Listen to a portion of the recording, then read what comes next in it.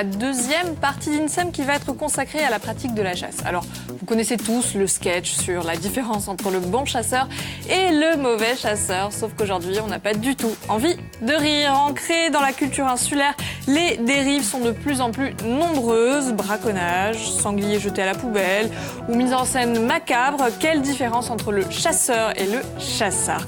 C'est ainsi que les appelle la Fédération de chasse de Corse qui s'indigne de tels comportements.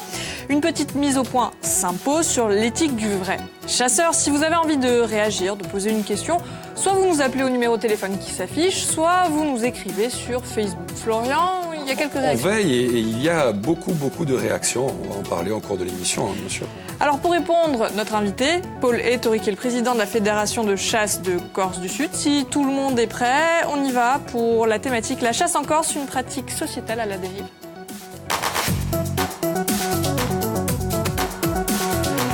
Bonjour Paul. Bonjour. Merci d'être avec nous et bienvenue.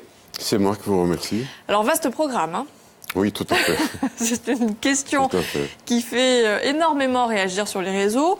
On va rentrer tout de suite dans le vif du sujet. Proportionnellement, qu'est-ce que le nombre de permis de chasse va représenter en Corse par rapport au continent? Alors, il faut dire tout d'abord que la chasse en Corse, c'est un phénomène sociétal, vous l'avez dit vous-même, et je dirais même intergénérationnel, puisque dans la même battue, on peut retrouver le jeune permis de 18 ans qui côtoie le vieux chasseur de 85 ans. Et donc tout ça, c'est quand même intéressant à savoir, puisque toutes les générations sont concernées. Alors, en Corse, nous avons à peu près 18 000 chasseurs. Par rapport au continent, nous représentons plus de 4% de la population ici, alors que sur le continent, ils sont à moins de 2%. Oui, d'accord. Donc déjà, vous voyez, je dirais, l'importance de la chasse chez nous, parce que c'est quand même, je dirais, un phénomène qui est très répandu et qui est un véritable creuset de tradition en même temps. Puisqu'il faut savoir que la chasse a des retombées économiques, des retombées sociales, des retombées, je dirais, environnementales, et ça, on l'oublie un peu trop souvent. Parce qu'actuellement, il y a, je dirais, une mauvaise image de la chasse qui est donnée par certains chassards, comme je les appelle, puisque comme il y a des chauffards sur les routes, il y a des chassards à la chasse. Bon, ce sont des porteurs de fusils, tout simplement, dont je ne me considère pas en être le président, parce que la chasse a une éthique qui est faite de respect de la nature, de respect de la faune, de la flore, de la propriété privée, et d'un tas de règles qui en quelque sorte, conduisent le chasseur à avoir, je dirais, une conduite précisément acceptable. On l'a bien compris, ça a le don de vous énerver, hein, pour rester poli. Donc les dérives, elles sont de plus en plus nombreuses, même si on a bien compris que la chasse était ancrée dans les mœurs. On va voir quelques photos, alors des sangliers qui sont jetés à la poubelle ou alors déguisés en chasseurs. Si je vous demande votre avis sur ce, voilà, par exemple, sur l'image qu'on est en train de voir. Elle est juste derrière. Je vois, oui. Voilà. C'est inacceptable, c'est inacceptable. Pour le vieux chasseur que je suis, comme pour la plupart des chasseurs de Corse, parce que bon, il y a une petite minorité de chassards qui se livrent à ce genre d'exactions. Il faut pas jeter l'anathème sur l'ensemble des chasseurs. Non, bien sûr. Bon, c'est une minorité, mais une minorité agissante. Et comme elle agit sur les réseaux sociaux, ils ont engagé une véritable compétition par le biais de réseaux sociaux. Moi, je mets une affiche aujourd'hui avec une image avec 10 sangliers tués. L'autre, demain, s'il en a tué 15, il va mettre une image. C'est de la surenchère. Ce n'est plus de la chasse, c'est de la surenchère. Et on ne peut pas accepter ça, parce que la chasse a une éthique. Et je le répète, qui est faite de respect. Respect de la propriété privée, respect du voisin, respect des règles qui réglementent la chasse. On ne tire pas, par exemple, un oiseau à terre. On attend qu'il s'envole, etc., etc. Il y a plein de règles comme ça qui, malheureusement, sont de moins en moins respectées, ce qui fait que nous donnons une image déplorable à travers ce jeu de compétition que se livrent ces chasseurs. Alors Paul, on a quelqu'un qui est au téléphone et qui veut justement réagir sur le gibier à plumes. Je ne sais pas si on appelle ça gibier d'ailleurs. Bonjour. Bonjour. Alors, votre prénom? Jean Toussaint. Bonjour Jean Toussaint, vous avez une question, une réaction pour Paul? Absolument. Mon cousin Paul, absolument, oui, bien sûr.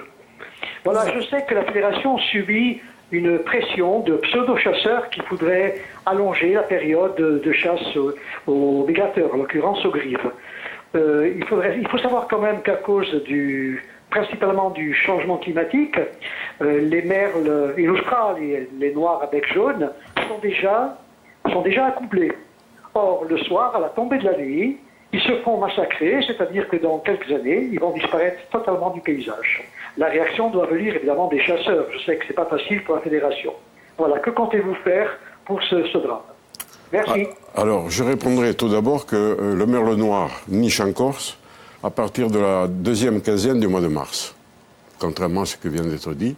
Et c'est une étude qui a été faite non pas par des spécialistes de la chasse, mais par des techniciens et des scientifiques du parc naturel, notamment M. Thibault, qui, à la suite de comptages et je dirais, de visites sur le terrain, a pu dégager une conclusion qui consiste à dire que le merle noir, justement, niche en Corse à partir de la deuxième quinzaine de mars. Donc, si on les tire maintenant, ça ne met pas en danger la reproduction de cette espèce. D'accord, bon, en espérant avoir répondu à la question de Jean Toussaint. Alors, concernant les autres faits divers qui ont défrayé la chronique, vous avez probablement entendu parler de ce cerf qui a été abattu dans un jardin à Compiègne. Alors, on voit les images. Le moins que l'on puisse dire, c'est que ce genre de comportement également contribue à la très mauvaise image des chasseurs. C'est exact. Et ça n'aurait jamais dû arriver. Parce qu'avec les moyens modernes que nous avons maintenant, avec des flèches anesthésistes, on peut très bien endormir le cerf, le prendre dans une remorque et le ramener sur le terrain sans être obligé de le tuer devant tout le monde. Parce que c'est quelque chose qui n'est pas acceptable et qui n'est pas admissible. Donc je condamne, même si ça a été fait dans un esprit, paraît-il, pour éviter tout accident possible à cause de l'excitation du cerf, je pense qu'on a des moyens maintenant qui consistent à endormir l'animal et le transporter ailleurs. Donc pour faire autrement. Alors selon vous, les chasseurs ont un rôle à jouer pour l'équilibre des populations. Donc là, on en revient au sanglier, donc à ce gros gibier. Que se passerait-il s'il n'y avait pas de battu ?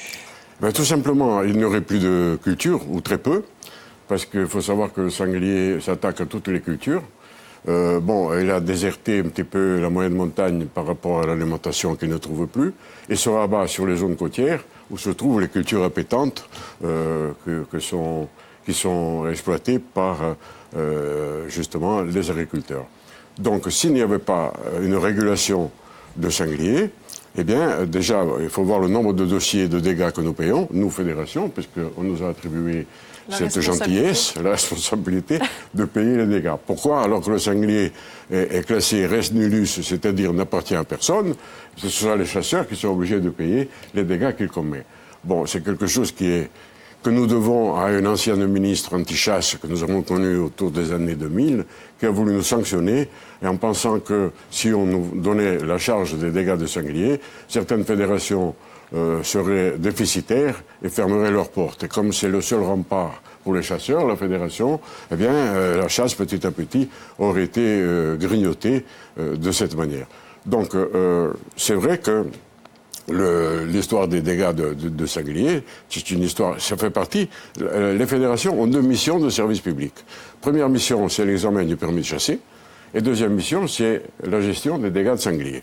Donc nous essayons d'assurer ces deux missions de service public, en plus des autres qui nous sont confiées. Et évidemment, on essaie de faire en sorte qu'on limite la population de sangliers sur notamment les zones qui sont cultivées. Et d'ailleurs, à cet effet, dans ces zones cultivées, nous avons prolongé la chasse aux sangliers et de façon à ce qu'on puisse réguler jusqu'au bout, c'est-à-dire ne pas s'arrêter brutalement en pleine saison. Alors, évidemment, il y a quelqu'un qui nous a suggéré une autre solution, parce que, paraît-il, la régulation que font les chasseurs est une régulation cruelle et inefficace.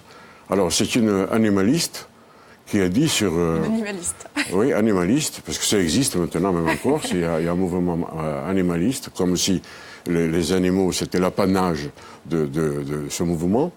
Donc, cet animaliste a trouvé une solution que je vous livre ici. La contraception. chez les sangliers. Ah, Ah oui, il fallait le faire. Comment on s'y prend? Moi, j'ai répondu que les fédérations étaient prêtes à acheter les contraceptifs, que ce soit les pilules pour les laits ou les préservatifs pour les mâles, à condition que ce soit les animalistes qui aillent les placer. eh oui. Et puis au moment de l'acte. Au moment de l'acte. Donc, dans ce cas, nous, on est prêts à acheter tout ce qu'il faut, mais encore faut-il qu'ils se manifestent pour venir faire cette contraception sur le terrain. Alors, voilà. Paul, merci, mais un peu plus concret. Revenons-en aux périodes de chasse. Oui. Là, on est en plein dedans. Ça a commencé quand et ça va durer jusqu'à quand? Alors, le sanglier ouvre traditionnellement le 15 août, mais il faut savoir que justement, en prévision des dégâts causés par les sangliers, il y a une loi qui permet aux agriculteurs de faire une demande de chasse au sanglier à partir du 1er juin. Donc, vous voyez, ça fait juin, fin mars. C'est quand même une période assez importante. Le problème est évident que plus on tarde dans l'année à faire cette régulation, plus on est censé tuer des laits suités. Donc, c'est même pas de la chasse, c'est de la destruction. Mais nous sommes contraints de le faire par rapport à l'importance des dégâts. On peut aller à la chasse tous les jours ou pas? Là, oui, à partir du 1er janvier, oui. Tous les jours, d'accord. Alors que les autres, jusqu'au 1er janvier, on a 2 jours de non-chasse, justement, pour laisser reposer le gibier et permettre à d'autres utilisateurs de la nature de s'en aller promener ou ramasser des champignons ou faire du VTT. Jusqu'à présent. Est-ce que lors d'une battue, il y a un nombre limité de bêtes tuées ou pas forcément? Non, pour le sanglier, il n'y a pas de prélèvement maximum autorisé. Donc, pour toutes les autres espèces, nous avons mis un PMA, ça s'appelle un PMA, mais pour le sanglier, on ne peut pas par rapport, justement, à ce problème de dégâts qui est récurrent. Donc, on ne comprendrait pas que cette espèce qui commet des dégâts ne soit plus chassée à certaines périodes. Alors, pour finir, peut-être une réaction rapidement. Alors, il y a beaucoup de réactions et c'est vrai que il y a un sujet qui revient souvent. Donc, on parle à peu près de chasse sur la route, apparemment, trop près des maisons, de massacres, de carnage, de non-respect. Hein, et beaucoup de personnes demandent, mais où sont les gardes-chasse? Bonne question. Vous avez 30 secondes pour essayer d'y répondre. Nous avions en Corse 35 gardes-chasse il y a 10 ans. On en a 5 ou 6 actuellement. Ah oui. Donc, réduction de l'effectif, réduction des moyens. Il faut savoir qu'il y a 2 ans, au mois de septembre, il n'y avait plus de gasoil pour circuler. Bon. Alors, fort de cet échec, j'ai été voir M. le Préfet en disant, voilà, nous avons un maillage de gendarmerie intéressant en Corse, il y en a une par canton.